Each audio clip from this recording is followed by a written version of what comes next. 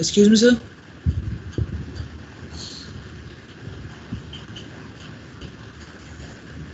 हाँ जी बोलो। सर एक डाउट था, वो भेजा था सर, आपने सॉल्व नहीं हुआ अब तक। हाँ है। जगलर सर, टेलीग्राम पे ही अच्छा। भेजा था, जगलर वाला अरे प्रॉब्लम। हाँ ठीक है समझ गया मैं। दोबारा भेज रीटैग देना मेरे को। सर, रीटैग कर दिया आपको। ठीक है ठीक है।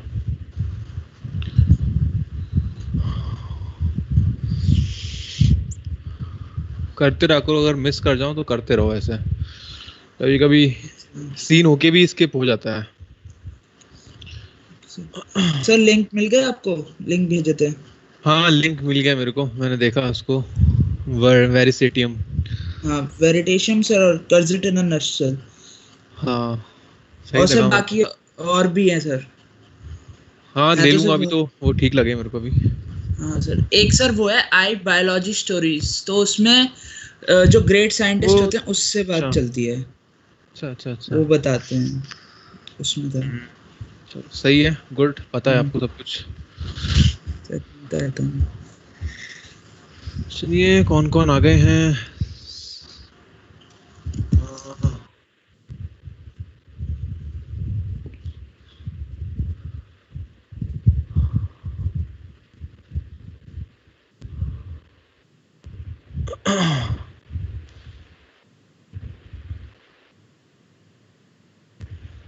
स्टार्ट करते हैं हम लोग।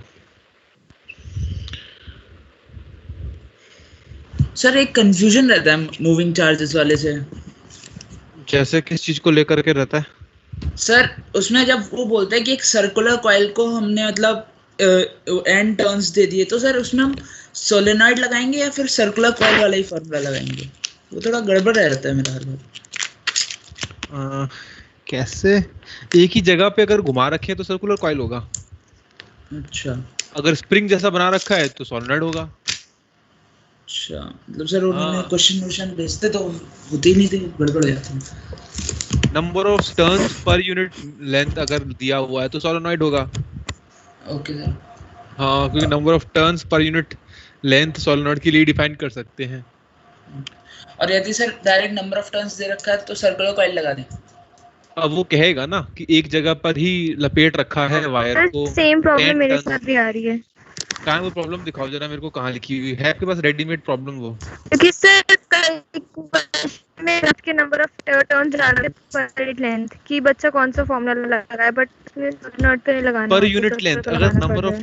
Number of turns per unit length दे रखे हैं, इसका मतलब क्या है कि so many number of turns are there in a particular length।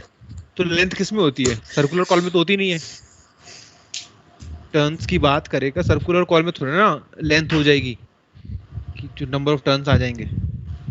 तो आप उस स्टेटमेंट को पढ़ो, उस इंग्लिश में ही छुपा हुआ है चीजें कि सोलेनॉइड का लगाना है या किसका लगाना है। Okay sir.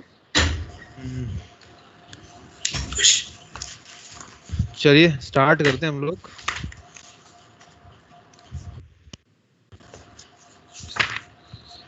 सो मार्च, तो लास्ट क्लास में हम लोग यहाँ पर थे, कुछ याद होंगे ये केस आपको कि क्या बताया था मैंने, याद है सब? हाँ सर। क्या ऐसा अंशिका याद है कि नहीं?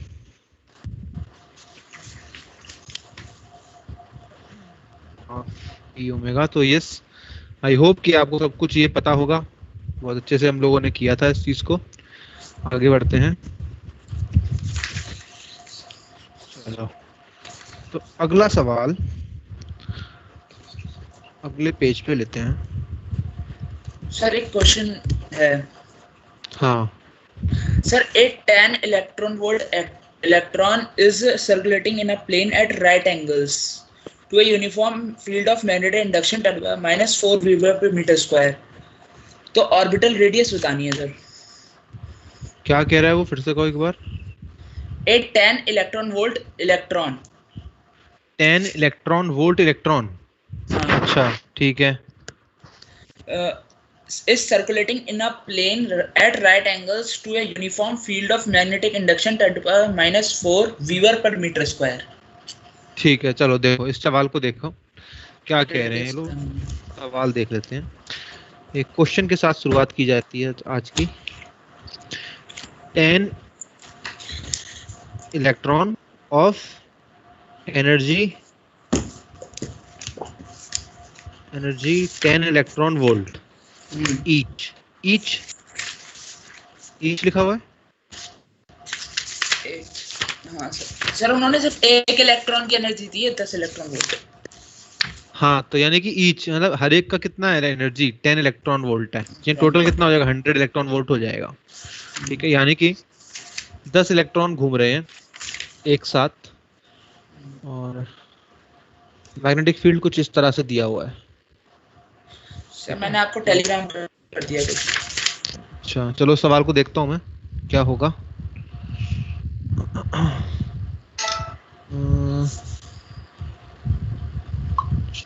देखिए इसको।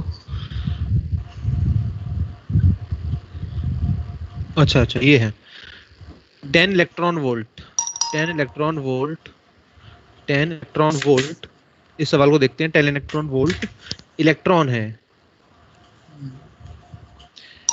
Circulating in a magnetic field और ये बी दे रखा है इसका 10 की पावर -4 वेबर्स पर मीटर स्क्वायर, ये दिया हुआ है। ठीक है, तो ये दिया हुआ है और इलेक्ट्रॉन्स घूम रहे हैं पेल परपेंडिकुलर टू इट। ठीक है, नो प्रॉब्लम। तो चक्कर काट रहे हैं इलेक्ट्रॉन्स लाइक दिस, चक्कर काट रहे हैं। पूछा जा रहा है कि ऑर्बिटल रेडियस बताओ, रेडियस बताइए इसका r। तो इन सच टाइप ऑफ क्वेश्चन आप एक नोट करके लिख लेंगे। इसको मैं एक नोट में बना देता हूँ आपको, देखो कैसा नोट है ये। रेडियस का फॉर्मूला क्या होता है बोलो? रेडियस का b by qb होता है। by qb। हाँ, ये किसका है? ये क्या चीज है? What is this thing? Momentum. ये है मोमेंटम। ठीक है, अगर ये मोमेंटम है यानी कि p है ये, और हम जानते हैं p²/2m बराबर ke, काइनेटिक एनर्जी, ये जानते हैं फॉर्मूला। हाँ। तो और हमको काइनेटिक एनर्जी दिया हुआ है। काइनेटिक एनर्जी कितना दिया हुआ है? 10 इलेक्ट्रॉन वोल्ट। इलेक्ट्रॉन की एनर्जी कितनी दी हुई है? 10 इलेक्ट्रॉन वोल्ट दी हुई है। एक अकेला इलेक्ट्रॉन के पास अगर एनर्जी है तो वो काइनेटिक एनर्जी ही हो सकती है, दूसरी एनर्जी नहीं हो सकती कोई। क्या आप बोलो कि सर आपको कैसे पता कि वो 10 इलेक्ट्रॉन वोल्ट काइनेटिक एनर्जी है? कहाँ लिखा हुआ है? अगर सिंगल कोई इलेक्ट्रॉन है, उसके पास एनर्जी है, तो किस फॉर्म में रखेगा? काइनेटिक एनर्जी में रखेगा। पोटेंशियल एनर्जी के लिए दूसरा चार्ज भी चाहिए होता है, वो है नहीं यहाँ पे, ऐसा कुछ नहीं कह रहा है, वो आइसोलेटेड इलेक्ट्रॉन है, तो इसलिए मैंने इसको काइनेटिक एनर्जी बोला। ठीक है, तो 10 इलेक्ट्रॉन वोल्ट यानी कि 1 इलेक्ट्रॉन वोल्ट कितना होता है? इतना हो जाएगा एनर्जी। ये हो गया जूल्स में। तो p² की वैल्यू यहाँ से आ जाएगी आपके पास, तो √2m के लिख लूंगा मैं। तो आप ध्यान रखेंगे p बराबर क्या होता है? √2m के होता है। इस फैक्ट को ध्यान रखो आप, ये फॉर्मूला मैंने यहाँ बना दिया। ठीक है, तो रिमेंबर दिस। तो यहाँ से आप कैलकुलेट करके p का वैल्यू इसमें सब्स्टिट्यूट कर देंगे, q डालेंगे, b डालेंगे, तब जाके रेडियस आएगा। थोड़ा सा काम लंबा है लेकिन होगा इसी रास्ते से। ठीक है, तो चार्ज और सुनो यहाँ पे, चलो ठीक है, यही करना होगा और कुछ तरीका नहीं है इसमें। उसमें मैंने नेट टेस्ट का आंसर देखा तो उन्होंने एक अजीब सा फॉर्मूला था, electron volt equals to 2πr फिर समथिंग, उसके नीचे q डाला। नहीं, ऐसा कोई फॉर्मूले की जरूरत नहीं है, वो सब यहीं से निकल करके आएंगे। आप ना इस सवाल को जल्दी कैसे कर सकते हो, क्योंकि इसमें बहुत सारा कुछ इन्वॉल्व्ड है, बहुत सारे पार्ट्स इन्वॉल्व्ड है इसमें। तो ऑप्शंस अगर आप देखोगे तो 11-12 ऐसे दिया हुआ है। I think it has to be solved completely, इसमें कोई शॉर्टकट नहीं लग पाएगा, पूरा ही सॉल्व करना पड़ेगा आपको। ये p निकालो यहाँ से m को इधर भेज करके।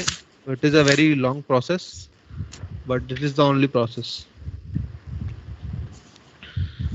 ऑप्शंस क्लोज हैं सर। ठीक है, चलिए इस तरह से ये सवाल हो जाएगा। तो it was question number 40। Page कितना है इसका? पेज लिखा नहीं है इसमें, कितना पेज है?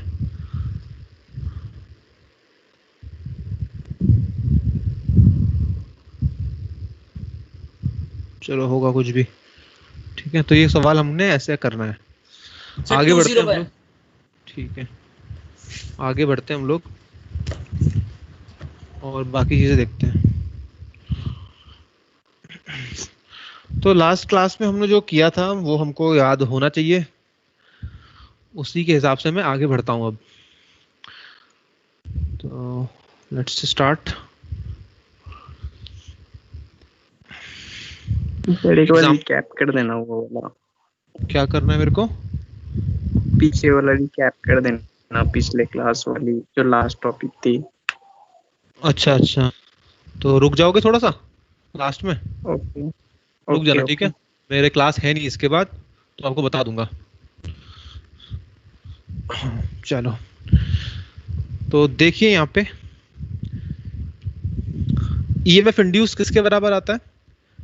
B perpendicular, L perpendicular and velocity perpendicular. याद होगा आपको सारी बातें। अच्छा, तो एक और एग्जांपल ले रहा हूं मैं यहाँ पर। सपोज ये वेलोसिटी v से भाग रहा है, मैग्नेटिक फील्ड क्रॉस है, मैग्नेटिक फील्ड क्रॉस है, और बताइए EMF induced in the loop, EMF induced in the loop, बताओ क्या होगी?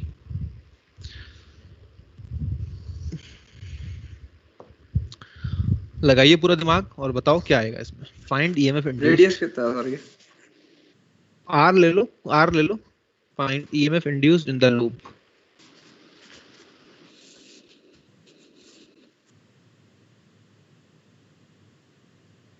अब आप सोच रहे हैं कि सर इंड्यूस्ड ईएमएफ कैसे निकालें, मतलब क्लियर ही नहीं हो रही पिक्चर।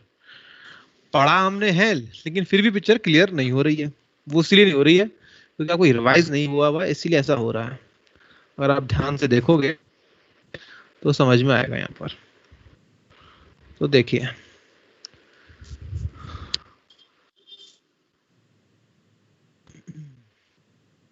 तो अगर आप यहाँ देखो, over here I have done, क्या किया है यहाँ पे, एक बार नजर फेर लेते हैं थोड़ा सा, एक बार नजर डाल लें। क्या फॉर्मूला है, कैसे निकालते हैं हम आप ईएमएफ इंड्यूस जब भी कोई कंडक्टर चल रहा होता है? तो जब भी कोई कंडक्टर चल रहा होता है, what is the formula which we apply? Potential difference कैसे निकालते हैं? v perpendicular, B b perpendicular, l L perpendicular. Perpendicular. सब परपेंडिकुलर लेते हैं। और पॉजिटिव चार्ज का डायरेक्शन कैसे निकालते हैं? v क्रॉस b से निकालते हैं।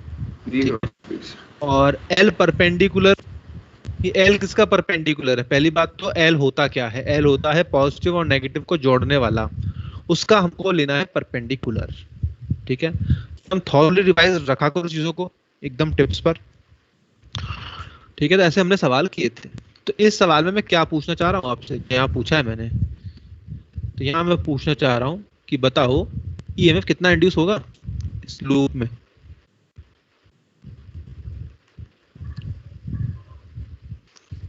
बीवीआर। हाँ, किसे कैसे कैसे निकाला ना, शुरुआत कैसे करी इस चीज की? सर v और b जो है वो आपस में ऑलरेडी परपेंडिकुलर वो है। अपन ऑलरेडी perpendicular परपेंडिकुलर है। हाँ, और बताओ। हाँ। और सर डिस्टेंस हम ले लेंगे r, जो j कैप में होगी वो r हो जाएगी। अच्छा, तो सर आ जाएगा vbr इंड्यूस्ड। अच्छा ऐसा कहना चाह रहे हो? तो इस केस में मैं आपको बताना चाहता हूँ कि ईएमएफ इंड्यूस जो आएगा वो होगा 0। ईएमएफ इंड्यूस जो आएगा वो आएगा इसमें 0। कैसे आ 0 देखते हैं उस चीज को हम। तो ठीक है, what we can do is, अभी देखो यहाँ पे मैं क्या बता रहा हूँ उसको ध्यान से समझिएगा यहाँ पे। ठीक है, सपोज मैंने यहाँ पर एक पॉइंट लिया A और ये B, ये पॉइंट लिए। अब इनको मैं कैसे बना सकता हूँ? यहाँ पर इनको मैं ऐसे बना सकता हूँ, लाइक दिस। एक तो ये है, प्लस इस पार्ट को मैंने ऐसे बना लिया। अब ये वाला पार्ट भी आगे जा रहा है और ये वाला पार्ट भी आगे जा रहा है। इसमें किधर आएगा पॉजिटिव चार्ज और इसमें किधर आएगा पॉजिटिव चार्ज, देखते हैं हम लोग। तो व्हाट अबाउट दिस, इसमें क्या आने वाला है, किधर आएगा पॉजिटिव चार्ज, इस वाले पार्ट में। How much will be the positive charge in this part, तो पॉजिटिव चार्ज इसमें इधर आएगा, ओवर हियर। यहाँ आएगा negative charge, V cross B किया ना, इसीलिए मुझे पता चल गया। यहाँ पे भी आएगा पॉजिटिव चार्ज और यहाँ पे आएगा नेगेटिव चार्ज। तो ये सिचुएशन यहाँ पे क्रिएट हुई है। अगर मैं यहाँ पे देखूं इस लेंथ को, ये लेंथ सपोज L है, ये किसके बराबर हो जाएगा पूरा, this is overall equals to what type of quantity, ये किसके बराबर हो जाएगा ओवरऑल, तो हम इसको कह सकते हैं it is equals to this thing, इसके बराबर है ये, और ये भी किसके बराबर है, ये भी इसके बराबर है, लाइक दिस। ठीक है, ऐसे ही तो है ये दोनों चीजें। इसका मैग्नीट्यूड कितना होगा, इसका होगा BLV, इसका भी क्या होगा BLV, दोनों का सेम आ रहा है, देख लो दोनों का सेम आ रहा है। इसका इक्विवेलेंट बनाया, इसका इक्विवेलेंट बनाया, इन दोनों को ज्वाइन कर दो अब, क्योंकि यहाँ पे जुड़े हुए थे ना ये लोग, ज्वाइन कर दो इनको, तो ये ज्वाइन हो गया। ठीक है, ऐसा ब्रेक किया, ऐसे हो गया यहाँ पर। Now how much will be the current in this, current कितनी आएगी इसमें, 0 हो जाएगी, 0 हो जाएगी ना, क्योंकि EMF किसके बराबर है, 0 के बराबर है। ओवरऑल ई नेट कितना है, E net effective, E net या ई इक्विवेलेंट इज 0, ये हो जाएगा यहाँ पे 0। ठीक है, यहाँ हो गया 0। अब मेरे से अगर पूछा जाए तो A और B पॉइंट कहाँ है, ये रहा A, ये रहा B, यही तो हुआ। तो ऐसे फिगर को ऐसे ब्रेक कर लो, तो E इक्विवेलेंट तो हो गया 0, देयरफॉर I कितना आएगा इस लूप में, I इन द लूप बताओ, E इक्विवेलेंट अपॉन R होता है, E तो 0 ही है, 0 तो 0 हो जाएगा ये, लूप में कोई करंट नहीं आने वाला। अच्छा, अगर हमसे कोई पूछे VA माइनस VB कितना होगा, तो ये कैसे करेंगे, तो आप यहाँ से यहाँ ट्रैवल करो, तो यहाँ से यहाँ जाओगे तो क्या लिखोगे, VA minus BLV equals to VB, तो VA minus VB is equals to BLV, ऐसे हम लिख सकते हैं इसको। तो ये हो गया। तो ऐसे सवाल आपको मिलेंगे, डेफिनेटली मिलेंगे, इनको ध्यान रखना है कैसे सॉल्व किया जाता है। So this is the process. EMF net induce कितना हुआ, कैसे निकालना है, तो this is the process. ठीक है सर, EMF नेट इंड्यूस समझ में नहीं आया, एक बार रिपीट कर दीजिए। ये देखो इधर जा रहा है ना, इधर फेस है इसका, इधर फेस है, तो आपस में एकदम भिड़ेंगे दोनों, तो क्या हो जाएगा, 0 नहीं हो जाएगा। अपोजिट्स मतलब सीरीज में थोड़ी है, अपोजिट है ना ये, बात हजम नहीं हो रही क्या वाली, ऐसे होता है ना, ये होता है series, positive negative positive negative positive negative. यहाँ पे पॉजिटिव होता है या पॉजिटिव होता है या नेगेटिव होता है, या पॉजिटिव या नेगेटिव, तब इसको सीरीज में कहते हैं हम। ये क्या है, पॉजिटिव के सामने पॉजिटिव है, तो टकरा करके क्या हो जाएगा, 0 हो जाएगा ना, ओवरऑल इफेक्ट। बोलो कुछ तो बोलो। हाँ आ गई सर। ऐसे करना रहता है सर, वो मुझे पैरेलल में लग रहे थे, तो मैंने सोचा पैरेलल में कब होता है, ये चीज पैरेलल में कब होती है, ये भी कंफ्यूजन होती है लोगों की कि सर देखने में तो पैरेलल में लग रहे हैं, ये पैरेलल में कब होता, ये पैरेलल में जब होता, इसको मैं लिख देता हूँ, not in parallel, not in parallel. ठीक है, when it would be in parallel, कब होता है ये पैरेलल में, कैसा पता चलता है हमको,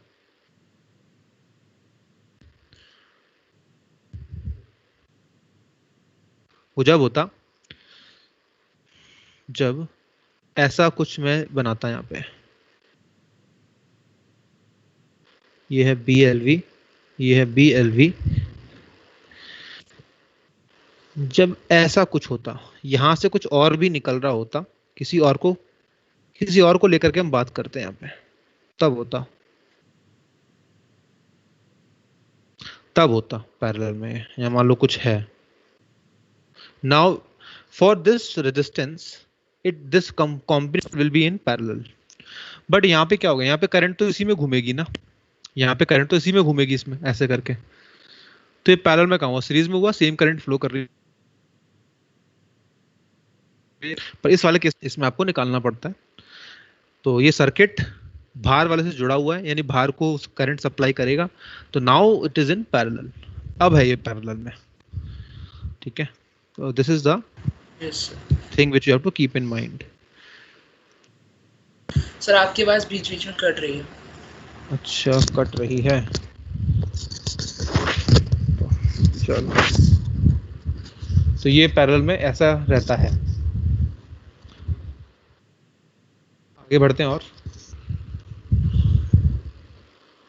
अगला पार्ट है हमारा,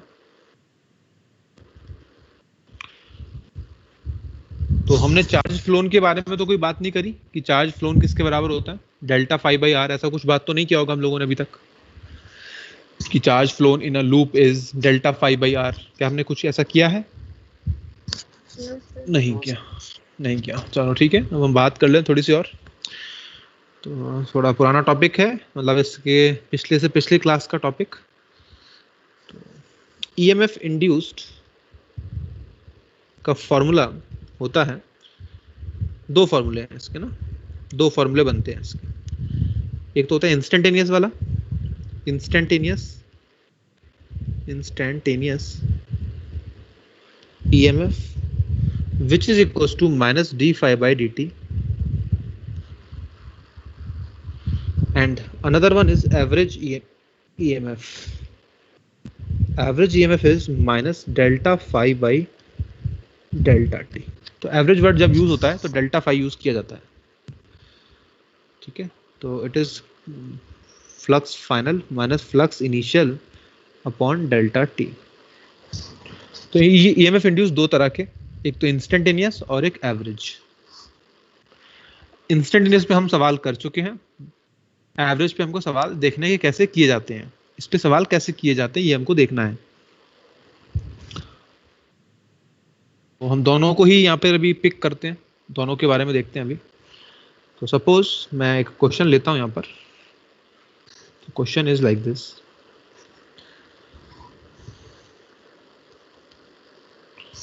जस्ट अ सेकेंड, मैं क्वेश्चन कॉपी कर लूँ।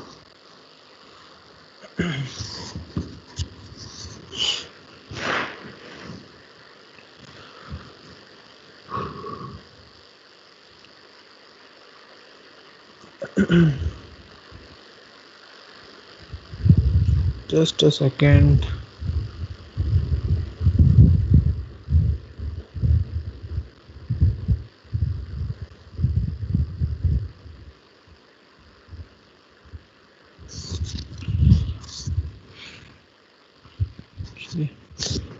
क्वेश्चन कुछ ऐसा है, सपोज यहाँ पे मैंने एक लूप रखा हुआ है, इसमें एक लूप है मेरे पास, ड्रॉ करते हैं लूप को,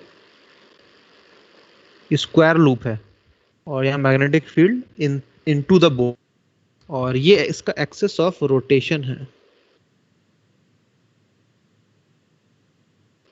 तो ये ऐसे घूम रहा है, like this it will rotate. तो इसका नाम दे देता हूं मैं ए, बी, सी और डी, ठीक है। तो ये नाम दे दिया मैंने। अब मैंने इसको रोटेट किया,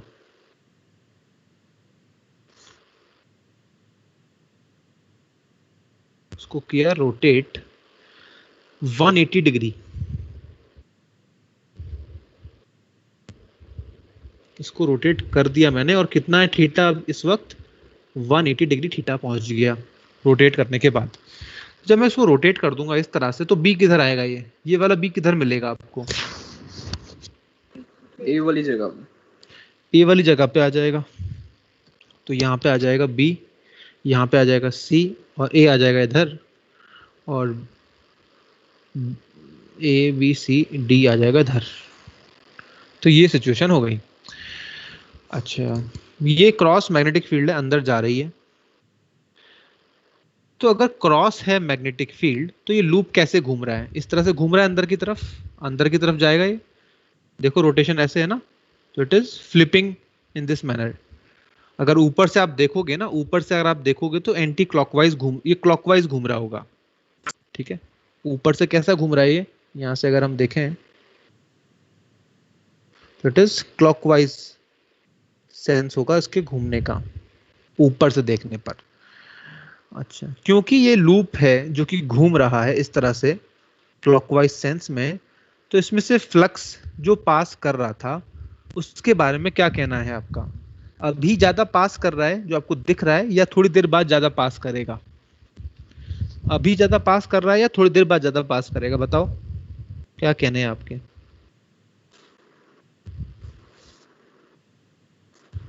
अभी सर, अभी ज्यादा पास कर रहा है, थोड़ी देर बाद कम फ्लक्स पास करेगा।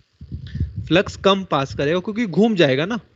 जैसे आप अपना हाथ रखते हैं, बारिश होती है तो आप बालकनी से हाथ बाहर निकालते हैं, ठीक है, तो हाथ सामने करते हैं तो बारिश अच्छी खासी गिरती है हाथों पे।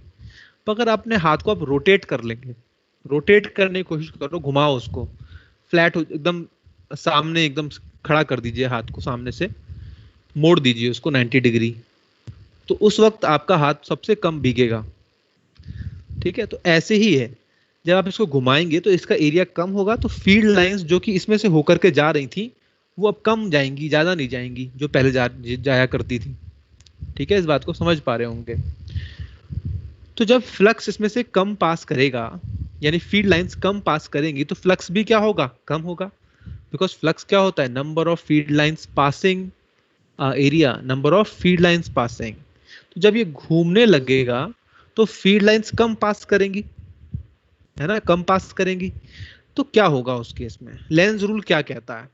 तो लेंज रूल के हिसाब से तो कोई भी चीज में बदलाव लूप को पसंद नहीं आता। अगर कोई चीज कम हो रही है तो लूप चाहेगा कि वो चीज बढ़ जाए, अगर कोई चीज बढ़ रही है तो लूप चाहेगा कि वो चीज घट जाए।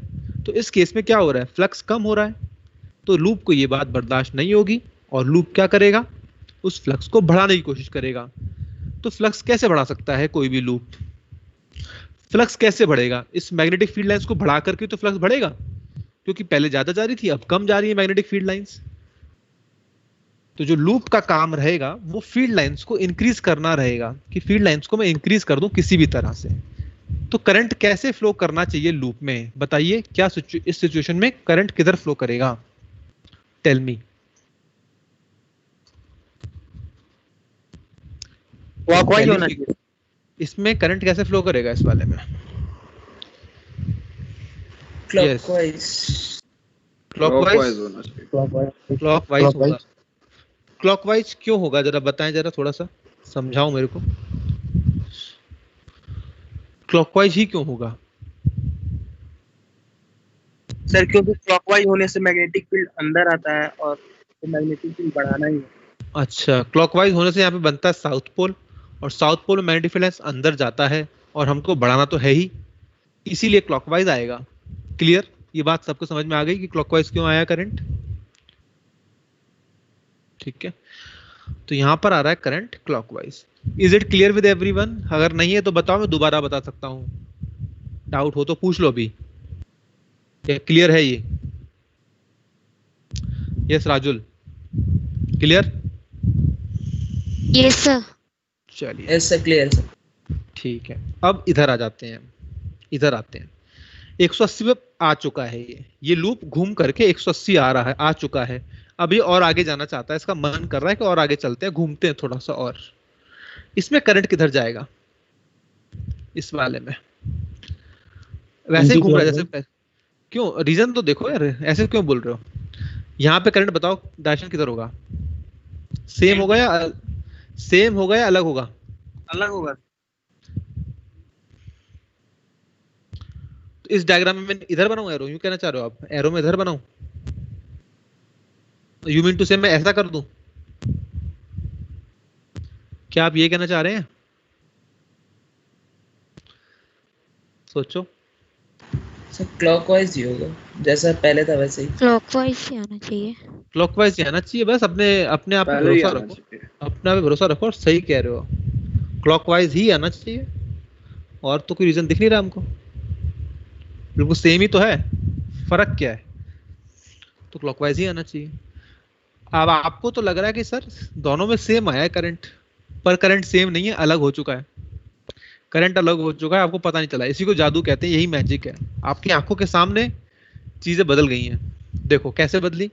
यहाँ पे करंट कैसे जा रहा है, ए से बी जा रहा है ना, ए बी सी डी ऐसे जा रहा है करंट। यहाँ देखो करंट कैसे जा रहा है, यहाँ उल्टा जा रहा है ए बी सी डी के, जो यहाँ पे जा रहा था और यहाँ पे अपोजिट जा रहा है, देख लो। यहाँ ए बी सी डी में नहीं जा रहा है, उल्टा जा रहा है। अगर आप ए बी सी डी करोगे तो ऐसे करोगे ए बी सी डी, इसके उल्टा जा रहा है करंट, देखो।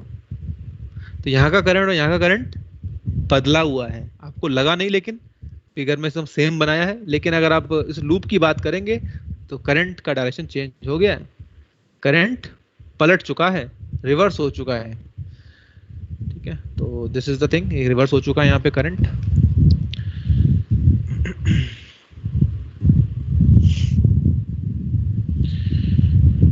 अच्छा, अब मैं पूछ रहा हूं आप सब लोगों से कि बताया इसका value.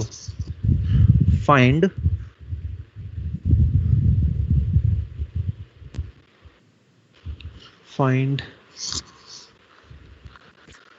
EMF, find average EMF, find average EMF induced if loop is rotated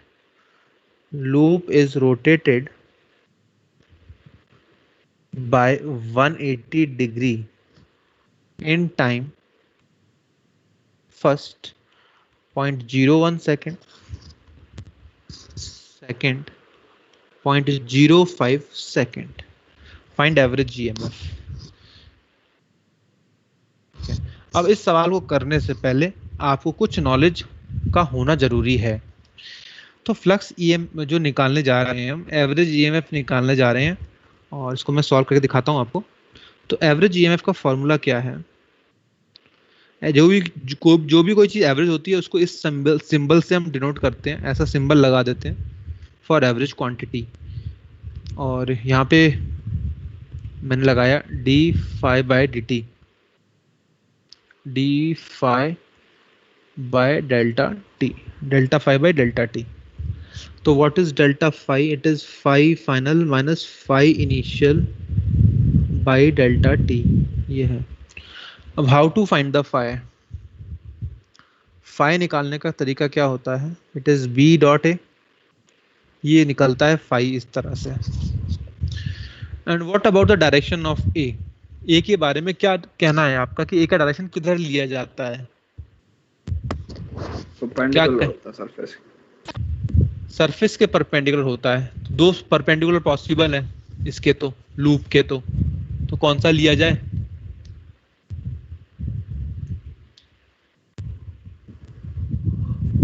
sir upward वाला, ऊपर वाला, कोई भी ले लो, कोई फर्क नहीं पड़ता है उससे।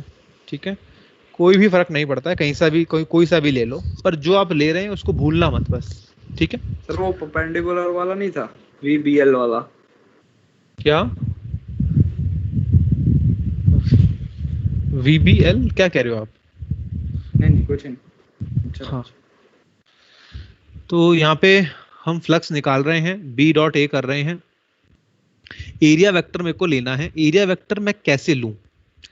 एरिया वेक्टर मुझे ये तो मालूम है परपेंडिकुलर होता है लूप के, तो वो तो अंदर इनसाइड भी हो सकता है और आउटसाइड भी हो सकता है परपेंडिकुलर तो इस लूप के। तो कौन सा वाला चूज किया जाए? कोई सा भी चूज कर सकते हैं, ये कहना है मेरा। तो लेट्स सेलेक्ट, तो आप एक सेलेक्ट कर लो इसमें से। तो कैसे पता करें हम किधर वाला सेलेक्ट करें? तो मैंने एरिया वेक्टर को किधर ले लिया? मैं एरिया वेक्टर को ले रहा हूं इस प्रॉब्लम के लिए इनसाइड, क्रॉस में ले लिया।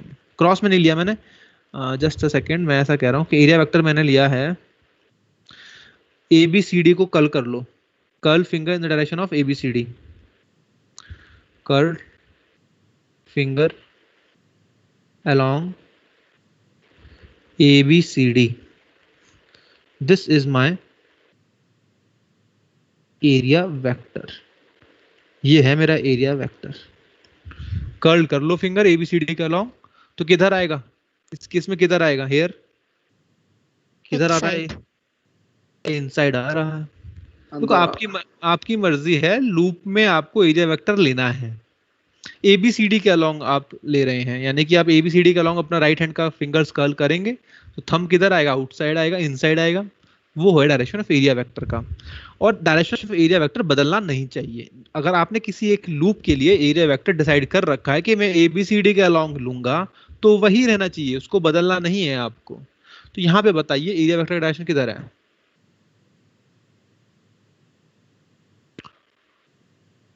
यहाँ पे किधर है डायरेक्शन एरिया वेक्टर का?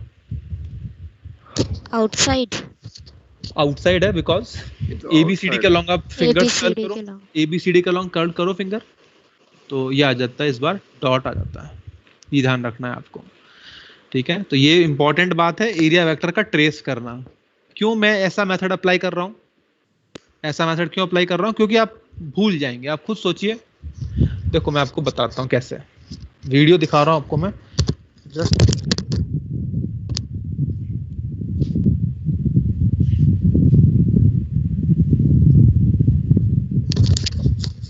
तो देखो यहाँ पे मैं आपको दिखाना चाहता हूँ कि ऐसा हुआ क्यों.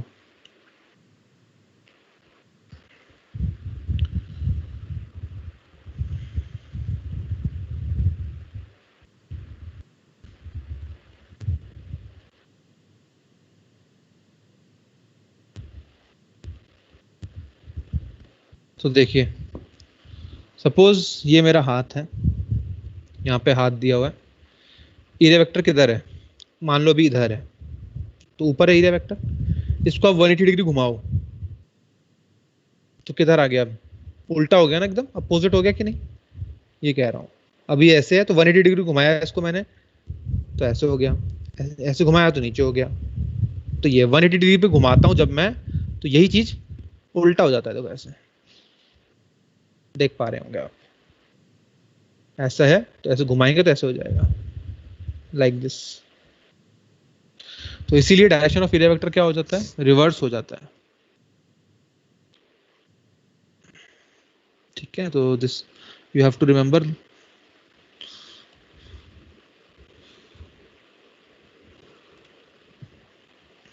ठीक है, तो एरिया वेक्टर का डायरेक्शन फिक्स हो गया. तो इसमें नोट डाल के हम लिख लेते हैं जिससे कि भूले ना कभी फ्यूचर में. For a particular problem, for a particular problem, fix the area vector, fix the area vector. Here ABCD, here ABCD. ठीक है, ऐसे हमने डिसाइड कर रखा है.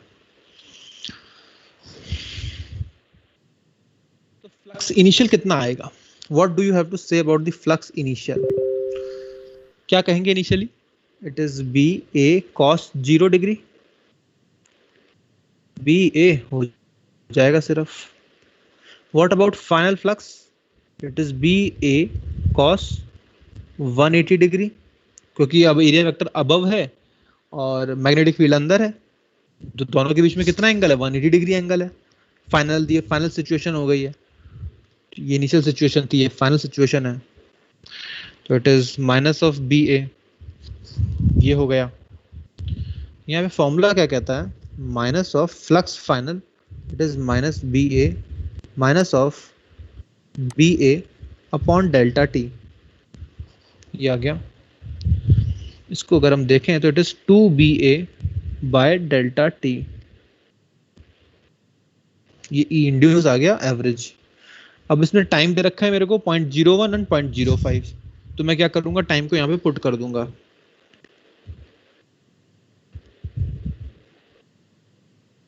और सेकेंड प्रॉब्लम के लिए टाइम हो जाएगा 0.05 and you will get the answer from here. यहाँ से आंसर मिल जाएगा हमको।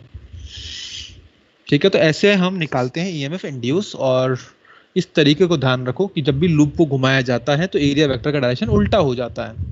अगर आपने किसी भी एक पर्टिकुलर डायरेक्शन को एरिया वेक्टर मान रखा है और आप उसको 180 डिग्री घुमा रहे हैं तो एरिया वेक्टर विल रिवर्स इस डायरेक्शन।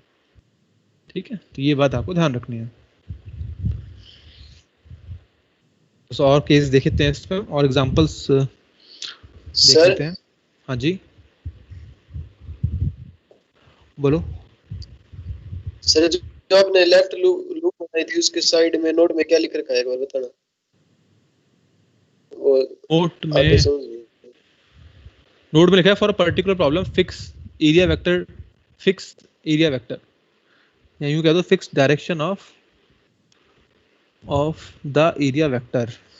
किसी एक सवाल के लिए एक एरिया वेक्टर डायरेक्शन फिक्स कर लो। लेफ्ट में सर, लेफ्ट में क्या है? लेफ्ट में कौन सा? ये कर्ल फिंगर अलोंग एबीसीडी। हाँ कर्ल, हाँ तो कर्ल फिंगर करो आप, एबीसीडी के अलोंग फिंगर कर्ल करो तो अंगूठा किधर आ रहा है? अंदर आएगा ना क्रॉस। Yes sir. तो आपने डायरेक्शन फिक्स कर ली ना कि एबीसीडी के अलोंग में फिंगर घुमाता हूँ और एरिया वेक्टर मेरे को मिल जाता है। तो यही काम आप यहाँ दोबारा में वही करोगे, हर बार वही काम करोगे ना। जब भी किसी पर्टिकुलर लूप के लिए, इस लूप के लिए आप जब भी डायरेक्शन को खोजेंगे तो आप क्या करेंगे? हमेशा आप एबीसीडी के अलोंग ही तो फिंगर्स को घुमाएंगे। Yes sir. तो यहाँ पे भी वही करो। तो यहाँ जब यहाँ पे करने बैठते हैं हम तो डायरेक्शन ऊपर आ जाता है। ठीक है, तो ऊपर आ गया डायरेक्शन यहाँ पर, एबीसीडी के अलोंग कर्ल कर रहे हैं तो डायरेक्शन रिवर्स हो गया, जो कि मैंने आपको हाथ से दिखाया था कि जब 180 घुमा देते हैं तो एरिया वेक्टर डायरेक्शन रिवर्स हो जाता है। Okay sir. अच्छा, तो ये हो गया। अगला एक और कॉन्सेप्ट देखते हैं हम लोग। एक और क्वेश्चन है, क्वेश्चन नंबर 2। सपोज मैंने बनाई यहाँ पे मैग्नेटिक फील्ड लाइंस।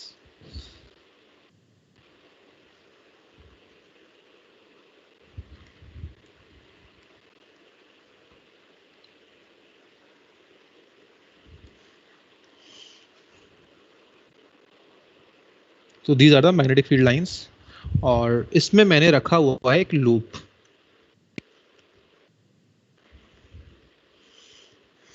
एक लूप कैसे बनाएं इसको? चलो लेट मी ट्राई।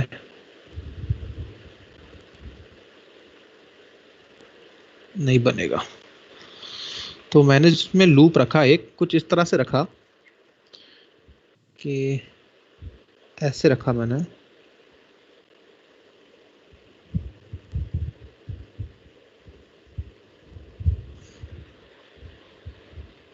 इस तरह से। तो ये है at time at T is equals to T situation पे।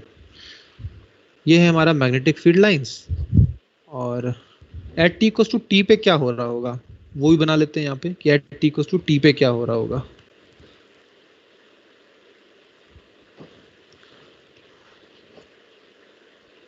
तो टी इक्वल्स टू टी पे सिचुएशन कुछ इस तरह से है कि जब आप इसको देखेंगे ना टी इक्वल्स टू टी पर, तो ऐसा दिखेगा आपको, लाइक दिस।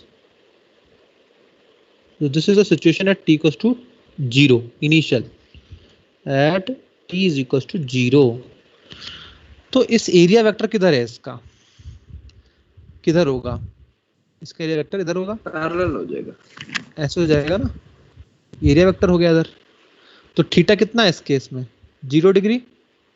ठीक है, अच्छा, और ये है, जस्ट मैं बनाना चाहता हूँ, ये है एक्सेस, ये घूम रही है, ये घूम रही है ओमेगा से। ये लूप, ये जो है ना प्लेट, ये जो लूप है इसको घुमा रहे हैं हम ओमेगा से घुमा रहे हैं। ठीक है, इसको घुमा रहे हैं हम ओमेगा से।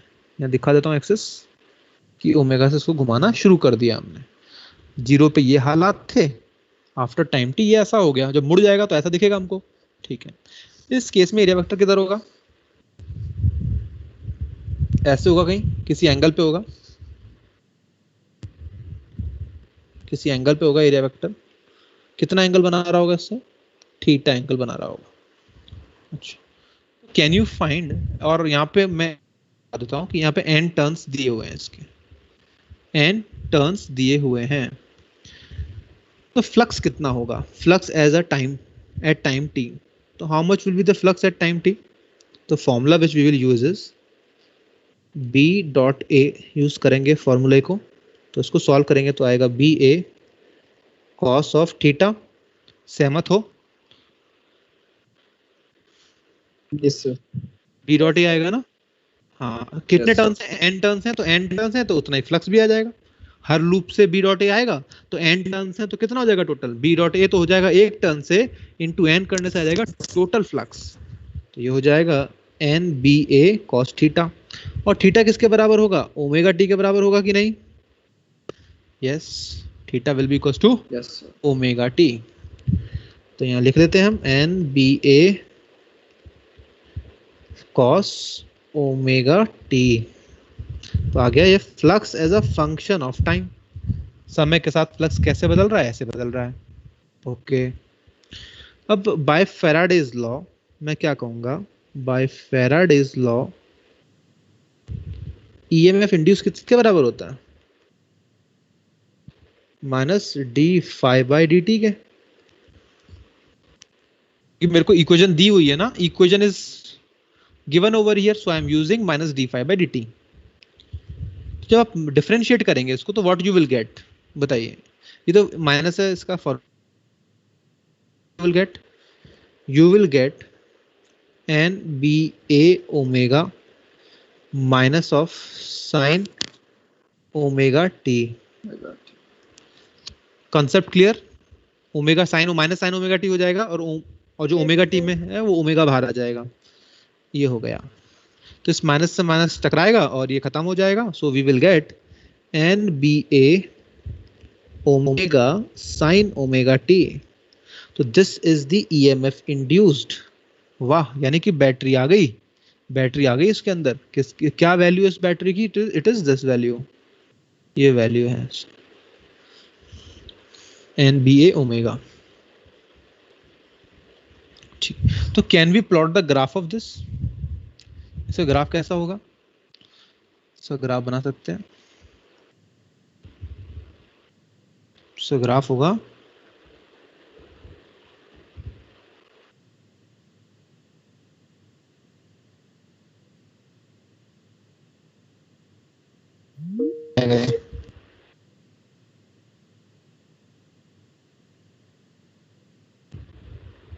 लाइक दिस, हाँ साइन ग्राफ होगा ना, ये तो एम्पलीट्यूड है, what is this thing, this thing is amplitude, amplitude, amplitude of EMF, जैसे हम जानते हैं x is equal to a sin omega t बोलते हैं हम, तो a क्या होता था, एम्पलीट्यूड होता था x का, तो यहाँ पे किसका एम्पलीट्यूड है, ईएमएफ का एम्पलीट्यूड है, ये सबसे ज्यादा वैल्यू है ये ईएमएफ की, एन बी ए ओमेगा, और साइन का ग्राफ कैसे होता है, इस तरह से होता है, तो ऐसा बना दिया, तो ये वाली वैल्यू कितनी होगी, ये वाली वैल्यू कितनी होगी, यहाँ पे ये है और ये t है, तो ये एन बी ए ओमेगा होगी, ये वाली वैल्यू पर्टिकुलर, ठीक है, और ये वैल्यू, ये टाइम कितना होगा यहाँ पे, t इज इक्वल टू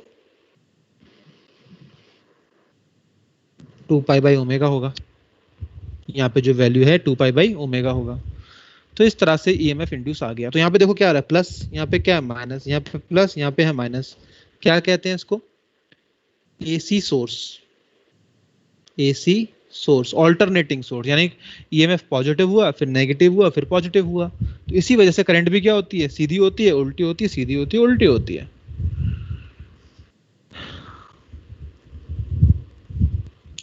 है ना, तो ये चीज है यहाँ पर। Okay,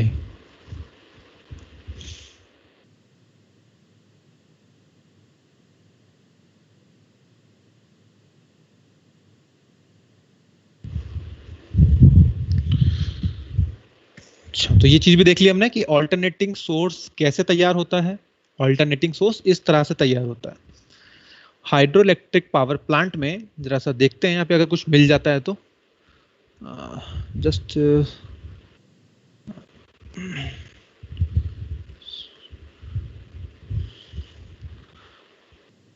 let's have a look.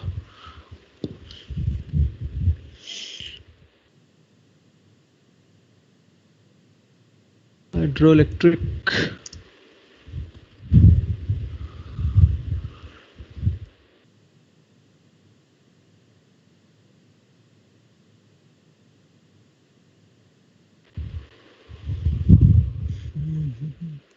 यहाँ ज्यादा अच्छे से दिखाते नहीं है इसमें, चलो। सो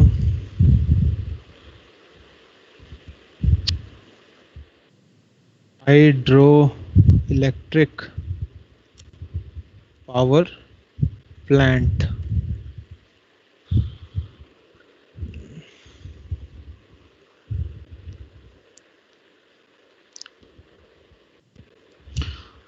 let me go for some good.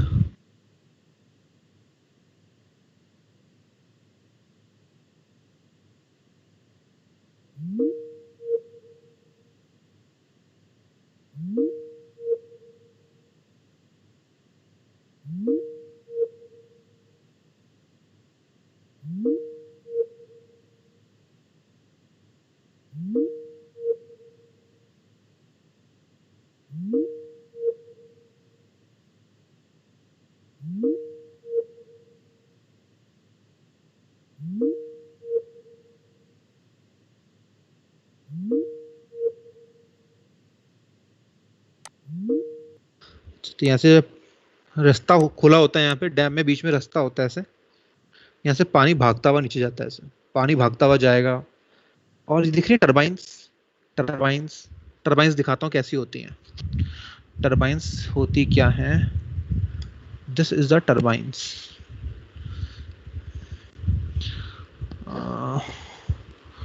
Hydro turbines, hydro turbine. तो ये देखो आप, ये टरबाइंस हैं। Have a look at this, दिख रहा है, इसको बोलते हैं टरबाइन। इस पे जब पानी गिरेगा ना ऐसे करके तो ये घूमेगा ना, ये घूमेगा तेज गोल गोल। इस स्लॉट में जब पानी टक्कर खाएगा, इन स्लॉट्स में पानी टक्कर खाएगा तो तेज घूमेगा, ये बहुत तेज घूमने वाला है। तो जब ये घूमेगा तो यही चीज है जो कि पानी टकराता है और ये घूमता है। जब ये घूमता है, ये वाला पार्ट टरबाइन वाला घूमेगा, पानी टकराएगा इसमें ऐसे आकर के, तो ये घूमेगा बहुत तेज। जब ये बहुत तेज घूमेगा तो ये दिख रहा है आपको, ये डंडा जा रहा है यहाँ पे, डंडा, इसको कहते हैं शाफ्ट। ये शाफ्ट है जो कि टरबाइन से इसको जोड़ रही है। यहाँ पे क्या है, यहाँ पे कॉइल है, यहाँ पे क्या है, कॉइल्स लपेटी हुई हैं, बहुत सारी कॉइल्स लपेटी हुई हैं। तो जब ये टरबाइन घूमेगा, डंडा घूमेगा, डंडा घूमेगा तो ये कॉइल्स घूमेंगी। और ये कॉइल्स को किसके बीच में रखा हुआ है, मैग्नेट के बीच में रखा हुआ है। जब आप कॉइल्स को मैग्नेट के बीच में रखते हो तो क्या होने वाला है, इस फिगर को मैं कॉपी करके दिखाता हूं और वहां पे शो करता हूं।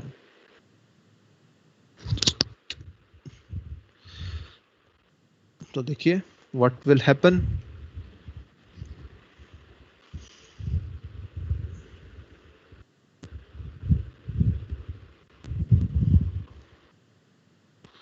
So just see over here, कुछ ऐसा होगा। तो यहाँ पे लगा रखे हैं, सपोज उसने लगा रखे हैं यहाँ पे नॉर्थ, यहाँ लगा रखा है सपोज साउथ। अंदर ही अरेंजमेंट हो रखा होगा इसके, मैंने बाहर दिखा रखा है। ये घूमेगा तो डंडा घूमेगा, डंडा घूमेगा तो कॉइल घूमेगी। और ये कॉइल घूमेगी तो फ्लक्स चेंज होगा कि नहीं होगा, ऊपर देखा ना हमने, घुमा तो रहे थे उसको ओमेगा से, और फील्ड लाइंस तो कांस्टेंट थी। तो इसकी वजह से जो फील्ड लाइंस आएंगी वो कांस्टेंट रहेंगी ऐसे बी। ये घूमेगा तो ईएमएफ इंड्यूस किस हिसाब से आएगा, EMF induce will be N B A omega sine omega T, ऐसे हो जाएगा। और ईएमएफ इंड्यूस होने का मतलब बैटरी आना, ये बैटरी आ तो गई, बैटरी आ गई, पॉजिटिव टर्मिनल नेगेटिव टर्मिनल दोनों चीज आ गई। तो इस बैटरी के पॉजिटिव और नेगेटिव को किससे ज्वाइन कर दिया, देखो ज्वाइन कर दिया मैंने यहाँ पर खंभों से, बड़े वाले जो खंभे होते हैं इनसे ज्वाइन कर दिया। तो अब ये क्या होगा, इलेक्ट्रिसिटी जाएगी, इससे जाएगी इलेक्ट्रिसिटी और इससे वापस आएगी, है ना। इससे जाएगी पॉजिटिव से, घूमकर घरों में जाएगी, पता नहीं कहाँ कहाँ घर होंगे, यहाँ पे लाइन से लगे होंगे घर, जो भी होगा, हाउस होल्ड में जाएगी, फिर हाउस होल्ड में जाएगी, वापस आएगी यहाँ से निकल के ऐसे, तो इसमें रिसीव हो गया। तो this is what is happening, continuous flow of current is there, continuous flow of current is there. ऐसा होता है हाइड्रोइलेक्ट्रिक पावर प्लांट। सर इसका टर्मिनल प्रॉपर्ली चेंज नहीं हो रहा होगा?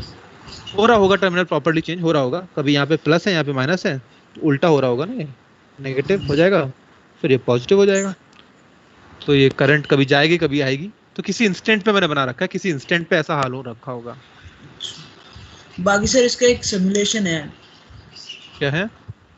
सिमुलेशन सर वीडियो टाइप है? हाँ सर नेट पे है, फैट कोलार्डो वेबसाइट है सर, उस पे है। चलो ठीक है, लेकिन इतना जरूरत नहीं है हम लोगों को, इतना ही बहुत है कि समझ में आ जाए कि हाँ भाई कैसे वर्किंग करता है ये। कोई उसको प्रोजेक्ट तो बनाना नहीं है हमको, बस ये समझना था कि हाँ पॉजिटिव हो रहा है नेगेटिव हो रहा है। और घरों में हमारे जो आता है सप्लाई, वो एसी सप्लाई आती है, ऑल्टरनेटिंग करंट आती है, ठीक है, तो ऑल्टरनेटिंग करंट वी रिसीव। अच्छा ठीक है, तो ये हो गया, आगे बढ़ते हैं। और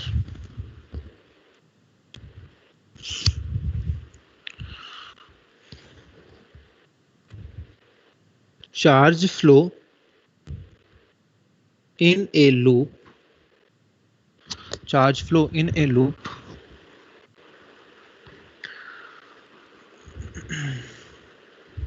charge flow in a loop,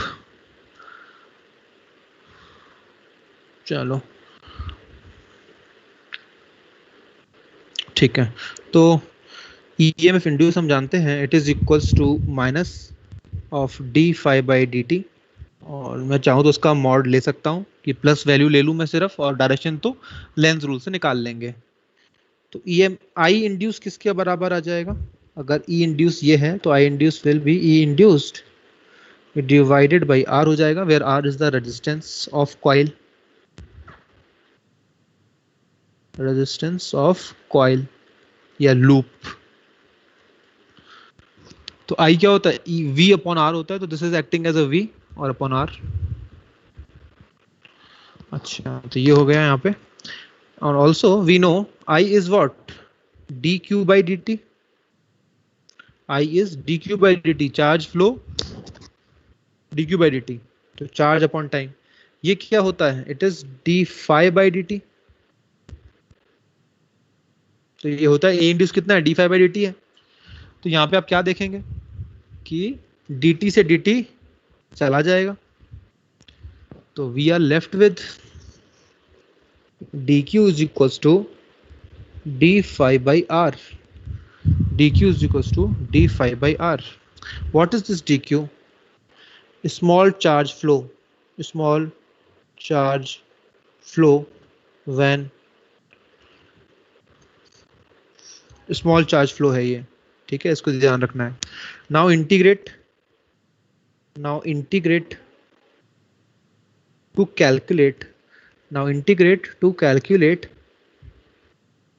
total charge flow, total charge flow, total charge flow के लिए इंटीग्रेट करो उसको, so you will get dq is equals to d phi by r, here phi initial phi final। शुरुआत में charge flow हुआ नहीं होगा क्योंकि फ्लक्स इनिशियली चेंज नहीं हुआ होगा, इसलिए जीरो है। और ये हो गया फाइन, कितना चार्ज फ्लो हो गया फाइनली। तो solving this you will get Q flown is equals to, इसका क्या आएगा 1 अपॉन आर, तो ये हो जाएगा, और डी फाई का आएगा फाई 1 से इनिशियल से फाई फाइनल, ये लिखेंगे। लिमिट्स डाल दें अपर एंड लोअर, तो we will get phi final minus phi initial, तो ये हो गया चार्ज फ्लोन। तो charge flown is nothing but delta phi by R, delta phi by R, this is the charge flown. It does not depend on rate of flow of charge, rate of flow of It does not depend on rate of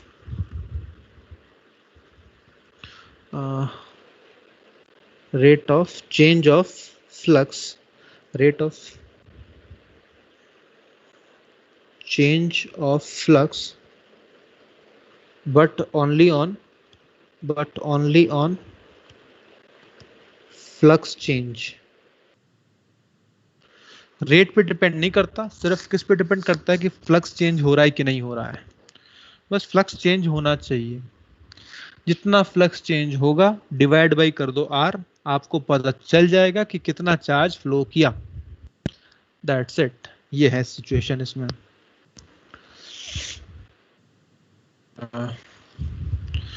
तो ये काम आसान है, ज़्यादा difficult तो है नहीं. Flow निकालना इट्स वेरी इजी. ये हो गया. तो ध्यान रखेंगे इस फॉर्मूले का, इट्स वेरी इंपॉर्टेंट फॉर्मूला. सवाल हैं आपके मॉड्यूल में इसको लेकर के. ठीक है. अगर इसी सवाल को मैं ऊपर कॉपी करूं, यहाँ पे पूछूं आपसे, इस वाले सवाल में पूछूं मैं, जो हमने यहाँ पे सॉल्व किया था, ये सवाल सॉल्व किया था, यहाँ पे मैंने एवरेज ईएमएफ निकलवाया आप लोगों से. अगर मैं पूछता आपसे कि बताओ कि कितना चार्ज फ्लो किया होगा जब वो 0 से 180 डिग्री गया, what you will say. Charge flow किया होगा जब 0 से 180 डिग्री गया लूप घूम करके, क्या कहना है आप लोगों का.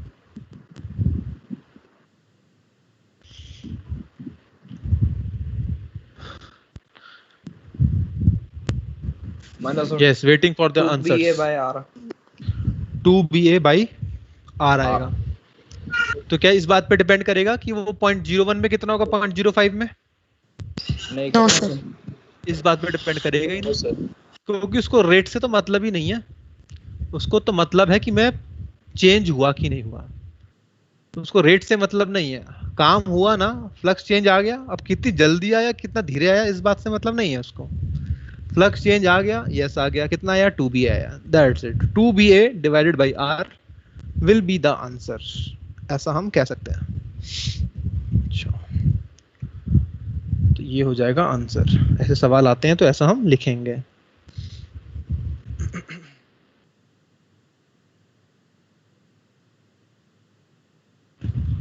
तो ये पार्ट हो गया हमारा.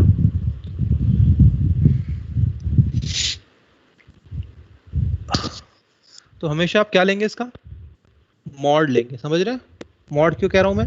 क्योंकि चार्ज फ्लो नेगेटिव आने का कोई मीनिंग नहीं है ना. फिर मतलब आप पता नहीं क्या सोचने लग जाएंगे. फिर लेंस रूल से हम जब डायरेक्शन निकाल ही चुके हैं करंट की, तो फिर नेगेटिव का कोई मीनिंग नहीं रह जाता है. तो मॉड लगा करके हम काम को करेंगे.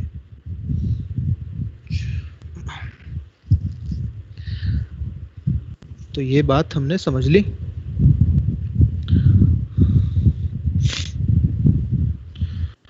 तो थोड़ा सा और आगे बढ़ते हैं इसमें.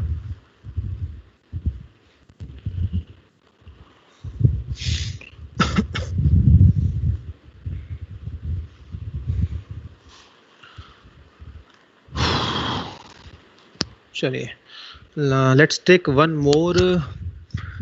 एक और इलस्ट्रेशन लेता हूं मैं, उसका आंसर बताइएगा. अच्छा सवाल है वो.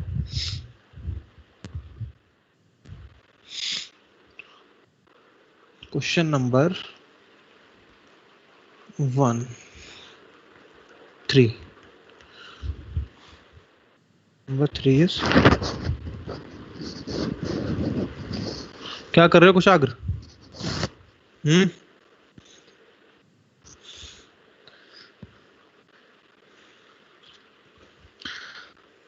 तो ये देखो, एक सवाल मैं ले रहा हूं यहाँ पे. बढ़िया सवाल है, ध्यान से देखिएगा इसको. एकदम मजेदार सवाल है. बन जाए अच्छे से एक बार.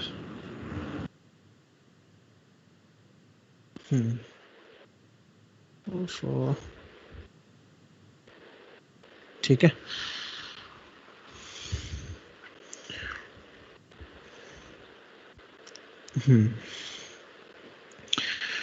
तो अब मैं क्या कर रहा हूं, देखते जाइए बस. अब आप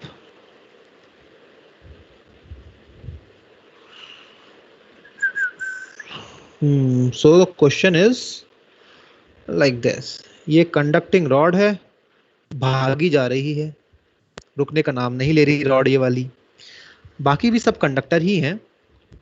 ये R है, ये 2R है, और ये इसको R कह लेता हूँ, ये R है। सब कंडक्टिंग है, कंडक्टिंग। मैग्नेटिक फील्ड क्रॉस है, मैग्नेटिक फील्ड है क्रॉस, अंदर जा रही है, और ये रॉड भाग रही है। Find the current in each branch. Find current in each branch. सभी ब्रांचेस में करंट बताइए।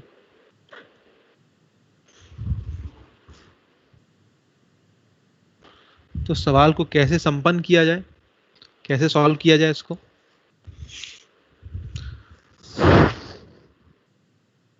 हाँ मैं बोलो, कैसे होगा सॉल्व?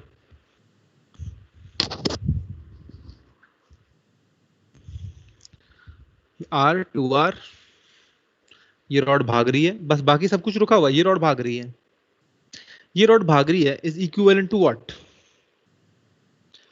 यस राजुल, क्या कहोगी? ये रॉड भाग रही है तो ये किसके समान है, किसके इक्विवेलेंट है? ये भागती हुई चीज को क्या मान सकते हैं हम? रॉड भाग रही है, लेंथ इसकी L ले लो, चलो L लेंथ दे देता हूं मैं आपको यहाँ पर। Length is L over here, ये L लेंथ है। B is magnetic field. बताइए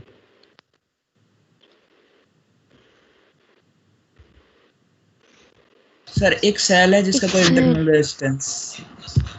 सेल की तरह बन जाएगा ये, तो कैसी सिचुएशन क्रिएट हो जाएगी? सेल हो जाएगा, कुछ इस तरह से क्रिएट हो जाएगा सिचुएशन कि यहाँ पे है, सिचुएशन ऐसे हो जाएगी, देखिए।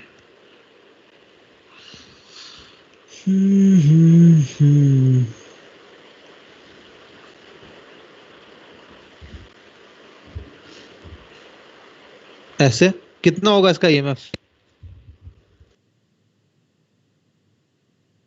VLV। पॉजिटिव ऊपर क्यों होगा? Why it is पॉजिटिव ऊपर, नेगेटिव नीचे? Why? सर फोर्स ऊपर लग सर रहा है। वो डायरेक्शन फोर्स ऊपर लग रहा है ना, पॉजिटिव चार्ज पे। V क्रॉस B जो देता है, V cross B positive charge का डायरेक्शन देता है, ऊपर जमा हो जाएगा, ऊपर यानी कि पॉजिटिव पोटेंशियल है। तो बैटरी का पॉजिटिव ऊपर बना दिया मैंने, इसीलिए मैंने ऐसा लिखा हुआ है। तो BL भी जानते हैं, टर्मिनल्स भी हमने बना लिए हैं, और यहाँ पे रेजिस्टेंस लगे पड़े हैं R, और यहाँ पे भी लगे पड़े हैं 2R, और ये है इंटरनल रेजिस्टेंस जिसको कि R कह रहे हैं। अब आप सवाल कर सकते हैं, अब तो बहुत इजी है ये क्वेश्चन, कुछ भी नहीं बचा। करंट जाएगी इसमें से, दो पार्ट्स में बट जाएगी, ऐसे I1 और ये I2। तो इस सवाल को और कैसे मैं सिंप्लीफाई कर सकता हूँ फर्दर? इसको मैं ऐसा बनाता हूँ अच्छे तरीके से एकदम। तो ये कुछ ऐसा बन गया, अब देखो 2R हाँ ऐसा हो जाएगा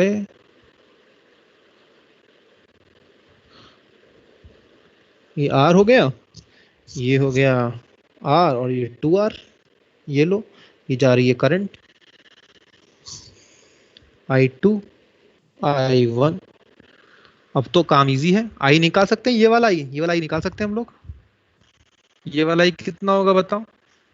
ये तो BLV आ गया आपका EMF। तो R इक्विवेलेंट बता, तो R इक्विवेलेंट बताओ इसका कितना आएगा? R इक्विवेलेंट, ये दोनों पैरेलल में है, फिर सीरीज में इसके साथ, तो पैरेलल में क्या हो जाएगा? 2R/3 हो जाएगा इस वाले पार्ट का, प्लस R, तो ये हो जाएगा 5R/3 R इक्विवेलेंट। तो I कितना आएगा? It is E upon R equivalent. तो E है BLV अपॉन R इक्विवेलेंट हो जाएगा 5R/3। अच्छा, इसमें करंट किससे निकालेंगे हम लोग? कौन सी मेथड से निकालेंगे I1 I2 बताओ? मैंने दो मेथड बताई थी आपको, दो मेथड करंट निकालने का, दो तरीका बताया था मैंने आपको। First method, second method, ratio method, ध्यान है? रेशियो वाला, रेशियो मेथड। रेशियो मेथड क्या कहती है? रेशियो मेथड कि भाई ये दोनों पैरेलल में है ना, तो पैरेलल में क्या चीज सेम रहती है, v सेम रहता है, तो करंट किसके प्रोपोर्शनल आ गया, ये तो current is R3 v constant, v हो गया कांस्टेंट, तो v बराबर आई आर होता है, v बराबर आई आर होता है, तो i is inversely proportional to r, ये हो जाएगा दोनों, दोनों ही केस में यही कहूंगा ना मैं, ऊपर वाले में और नीचे वाले में क्या कहूंगा, मैं यही कहूंगा कि यह तुम्हारा i और तुम्हारा i किसके प्रोपोर्शनल है, r के इनवर्सली प्रोपोर्शनल है। अच्छा, यानी कि अगर मैं रेशियो लिखूं i1 is to i2, i1 is to i2, तो मैं क्या लिखूंगा, इट इज इक्वल्स टू किसके बराबर आएगा, हाँ जस्ट अ सेकेंड, मैं ऊपर देख लेता हूँ i1 किस में जा रहा है, i1 जा रहा है 2r में, यानी कि ऐसे हो जाएगा 1/2r रेशियो 1/r। ठीक है, इसको फर्दर मैं क्या लिख सकता हूँ, और जल्दी से कर सकते हैं इस काम को, ज़्यादा टाइम लगेगा नहीं इसमें, r रेशियो 2r, समझ रहे हैं, ऐसा हो जाएगा, उल्टा हो जाता है ना ऐसे, यस सर। ठीक है, तो ऐसा हो जाएगा, तो i1 is to i2 किसके प्रोपोर्शनल हो गया, यानी i1 जो करंट है वो दूसरे वाले के प्रोपोर्शनल है, ये तो समझ में आ रहा है इससे, देखो ये ट्रिक थी हमारी कि i1 जो करंट है वो जो बगल वाला रेजिस्टेंस है उसके प्रोपोर्शनल है, तो हम क्या कहेंगे, i1 क्या हो जाएगा, i1 is equals to r upon r plus 2r into total i, और i2 क्या हो जाएगा 2r upon r plus 2r into i। Sir R से जा रहा है यहाँ हो जाएगा 2BLV by 5R। 3BLV by 5R, और I2 हो गया 2R by 3R into 3BLV by 5R, ये आंसर आ जाएगा, यहाँ से काटा पीटी करनी है कर लो, वो हो जाएगी यहाँ से, दिस इज द आंसर। तो ऐसे सवाल आ जाते हैं, ठीक है, तो फटाफट से करंट निकालना हो तो क्या करें, मन में ही समझ लो आप कि I is inversely proportional to R है, यानी कि आई इसके इनवर्सली प्रोपोर्शनल है, तो इसके क्या है, डायरेक्टली प्रोपोर्शनल है, जो डायरेक्टली है तो इसका ratio upon total into total current, फटाफट से कर सकते हैं मन में, इसकी प्रैक्टिस अगर डल जाती है तो बता चुका हूँ उस चीज़ को वैसे में, ठीक है, तो ये हो गया, तो ऐसे सवाल आपको मिल सकते हैं, ध्यान रखिएगा, छोड़ना नहीं है ऐसे सवालों को।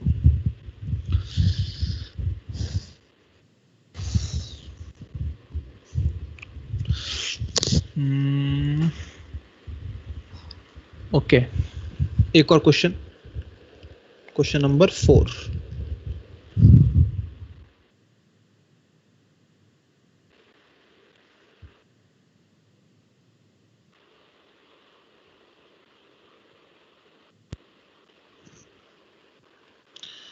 तो क्वेश्चन देखिए कुछ ऐसा है,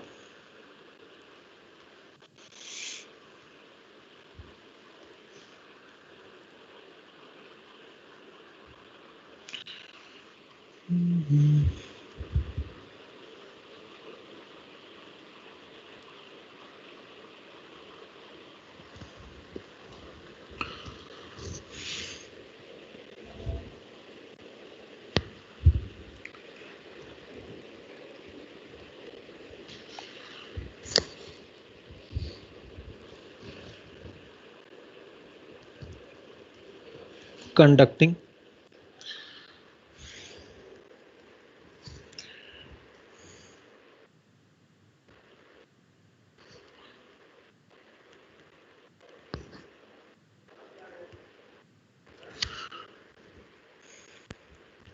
find VA minus VB। चलो बताओ जी, अब आएगा मजा, लगाओ दिमाग, सोचिए, आपको मैं 1 मिनट का समय देता हूं, टेक योर टाइम, करो उसे, मैं आया अभी।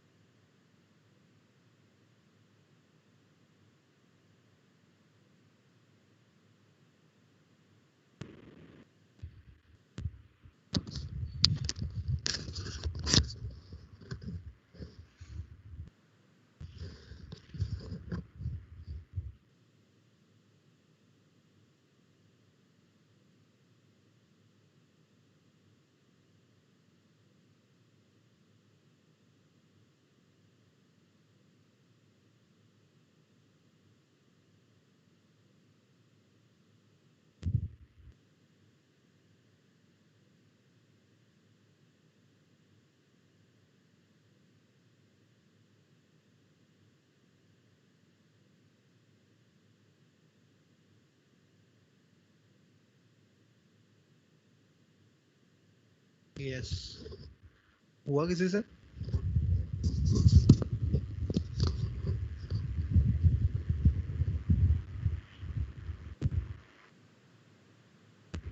Yes, anyone?